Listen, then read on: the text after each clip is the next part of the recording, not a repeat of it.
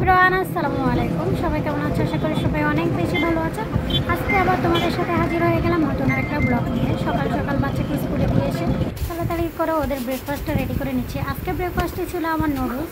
আসলে নুডলসটা ওরা খেতে অনেক বেশি পছন্দ করে, সেজন্য তাড়াতাড়ি নুডলসটা প্রসেসিং করে রান্না করে ট্রাই করতেছি। আর নুডলসটা আসলে মাঝে মাঝে আমারও খেতে ইচ্ছে করে, কিন্তু আমি সবসময় ওদেরকে নুডলস দিতে চেষ্টা করি না, কারণ নুডলসটা সবসময় খাওয়া উচিত না, মাঝে মধ্যে খেলে কোনো সমস্যা হয় না।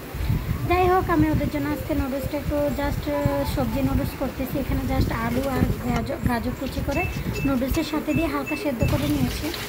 এখন আমি এটাকে সুন্দর করে পানি দিয়ে ঝরিয়ে রাখবো, যেন নুডলসটা অনেক বেশি ঝরঝরা হয়। এভাবে করলে আসলে নুডলসটা রান্না করলে অনেক বেশি ঝরঝরা হয়ে যায়। আমার নুডলসের লুক দেখেন অনেক বেশি সুন্দর লাগতেছে, অনেক বেশি টেস্ট হয়েছিল আসলে নুডলসটা।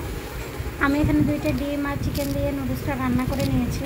ওরা এভাবেই খেতে পছন্দ করে সবচেয়ে বেশি, সেজন্য আমিও ট্রাই করি ওরা যেটা পছন্দ করে সেটা করে দেওয়ার জন্য। এখন আমি চলে আসলাম দুপুরে রান্না।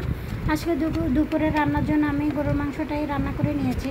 জাস্ট ঝটপট করে রান্না করে নিই, কী আর করবো। এখন তো একজন মায়ের কিন্তু অনেক বেশি দায়িত্ব থাকে। যখন তার হাজব্যান্ড প্রবাসে থাকে তখন সন্তানের টেক কেয়ার করা পুরাটা যেমন মায়ের দায়িত্ব থাকে, তেমন সংসারের প্রতিটা কাজকর্ম, বাজার করা থেকে শুরু করে সব কিছুতেই পরিবারের অন্য কোনো সদস্যের কোনো সমস্যা হলে সেটা দেখা থেকে শুরু করে সব কিছুই একজন মাকেই করতে হয়।